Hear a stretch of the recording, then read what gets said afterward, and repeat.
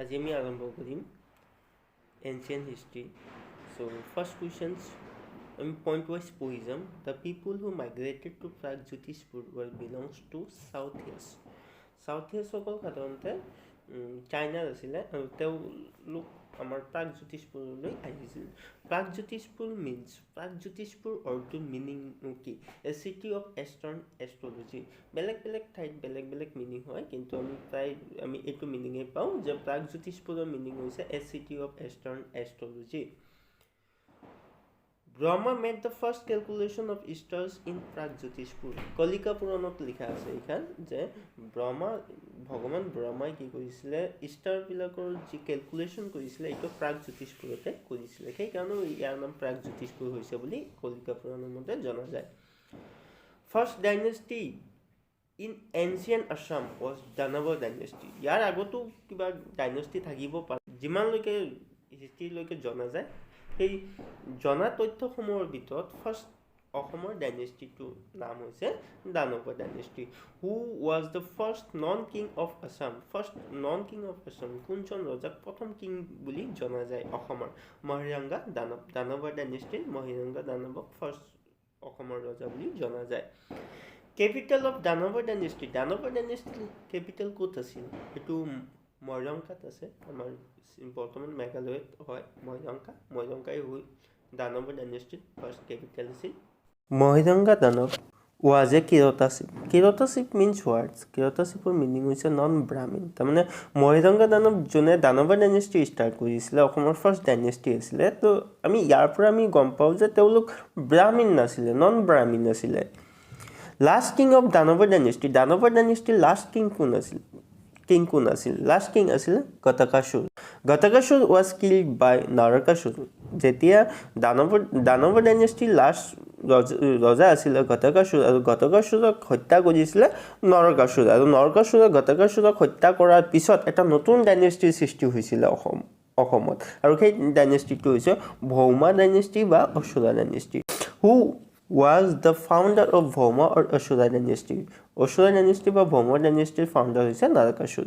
হু kill Narakasur আছিলে Lord Krishna. Who succeeded Narakasur after his death. নৰকাসুৰৰ মৃত্যুৰ পিছত কোনে ৰজা হৈছিল অসমৰ? ভগদত্ত। ভগদত্ত কোন আছিল? নৰকাসুৰৰে পুত্ৰ আছিল। এডিশ্যনেল ইনফৰমেশ্যন কিছুমান ইয়াত আছে যে Bhagadatta gave his daughter Bhanumati in marriage to Duryodhan, participated in the Kurukshetra war from the side of Kauravas. এইটো প্ৰায় কুৱেশ্যন আহে যে ভগদত্তই কুৰুক্ষেত্ৰ ৱাৰত কাৰ ফালৰ পৰা পাৰ্টিচিপেট কৰিছিল? কৌৰৱৰ ফালৰ পৰা পাৰ্টিচিপেট কৰিছিল। কাৰণ কিয় কৌৰৱৰ ফালৰ পৰা পাৰ্টিচিপেট কৰিছিল? কাৰণ তেওঁৰ পুত্ৰীক দুৰ্যোধনৰ তাত বিয়া দিছিল, সেইকাৰণে তেওঁ কৌৰৱৰ ফালৰ পৰা পাৰ্টিচিপেট কৰিছিল। Who has succeeded Bhagadatta. Bhagadatta কোনে ছাকচিড কৰিছিল? বজ্ৰদত্ত। আৰু সেইটো সময়তে অসমৰ অন্যান্য ঠাইত কিছুমান ৰজা আছিল, যেনেকুৱা বানাসুৰ আছিল। Capital of Banasura. Banasura capital ক'ত আছিল? শোণিতপুৰ। আমি প্ৰায় অগ্নিগড়ৰ কথা শুনিছিলোঁ বা ঊষা অনিৰুদ্ধৰ কাহিনীৰ কথা আমি শুনিছিলোঁ। বানাসুৰৰ ডটাৰ আছিলে Usha. So' his daughter Usha was married to Aniruddha. আমি জানো ইয়াৰ এটা খুব ধুনীয়া কাহিনী আছে, চিত্ৰলেখা উষাৰ বান্ধৱী আছিলে। পাৰিল আপোনালোকে কাহিনীটো পঢ়িব ক'ৰবাত বা কাৰোবাৰ পৰা শুনিব, বহুত ভাল কাহিনী হয়। দেন ইয়াত বিস্মাৰ্কাৰ বিষয়ে কিছুমান কথা কৈ আছে। বিস্মাৰ্কাৰ কোন আছিল? চ' ৰুলাৰ অফ বিদৰ্ভা। বিদৰ্ভাৰ ৰুলাৰ বৰ্তমান যিটো শদিয়া হয়, শদিয়াৰ ৰুলাৰ আছিলে বিস্মাৰ্কা বুলি জনা যায়, আৰু তেওঁৰ কেপিটেল আছিলে কোনদিনা। আৰু তেওঁৰ ডটাৰ আছিলে ৰুক্মিণী, আৰু ৰুক্মিণী কাৰ লগত বিয়া হৈছিল আমি প্ৰায় আপোনালোকে চবেই জানে। Name of the prince with whom Rukmini's father arrange her marriage Shishupal. আৰু তেওঁৰ নাম হৈছে শিশুপাল। একচুৱেলি কি কৰিছিলে, ৰুক্মিণীৰ ফাদাৰে শিশুপালৰ লগত ৰুক্মিণীৰ বিয়া এৰেঞ্জ কৰিছিল, আৰু সেইটো সময়তে আমাৰ কৃষ্ণ আহিছিলে, আহি কিনে সেই বস্তুটো সহ্য কৰিব পৰা নাই, ৰুক্মিণীক হৰণ কৰি তেনেকুৱা বিয়া হৈছিলে। আপুনি কাহিনীটো পঢ়িব ভালকৈ।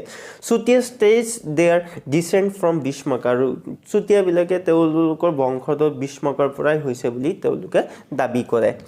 হু was the first ruler of Varman dynasty. এইটো বহুত ইম্পৰ্টেণ্ট কুৱেশ্যন হয়। বৰ্মন ডাইনেষ্টিৰ ফাৰ্ষ্ট ৰুলাৰ কোন বা বৰ্মন ডাইনেষ্টিৰ ফাউণ্ডাৰ কোন, তেনেকুৱা কুৱেশ্যনটো আহে। চ' আমাৰ এনচাৰ হ'ব Pushya Barman.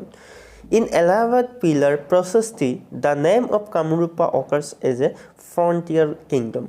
Frontier kingdom that means what year meaning হৈছে যে ইণ্ডিপেণ্ডেণ্ট ৰাজ্য আছিলে তেওঁ নিজে ৰাজত্ব কৰিছিলে তেওঁ কাৰো অধিকাৰত নাছিলে হু হেজ ছাকচিডেড পুষ্য বৰ্মনক কোনে ছাকচিড কৰিছিলে Samudra Varman Pushya Barman and Samudra Varman use the title মহাৰাজা ধীৰাজ আৰু তেওঁ পুষ্য বৰ্মন আৰু সমুদ্ৰ বৰ্মনে মহাৰাজা ধীৰাজ এই টাইটেলটো ইউজ কৰিছিলে মহাৰাজা ধীৰাজ অৰ্থটো মিনিঙে হৈছে যে তেওঁলোক ইণ্ডিপেণ্ডেণ্ট তেওঁলোক কাৰো আণ্ডাৰত নাই Dabaka kingdom was an independent kingdom earlier. So, Burman dynasty agote Dabaka kingdom to eta independent kingdom asile. To onno ejon raja Dabaka kingdom to cholai asile. Amrita Prabha, daughter of Balaburman, married Meghabahana.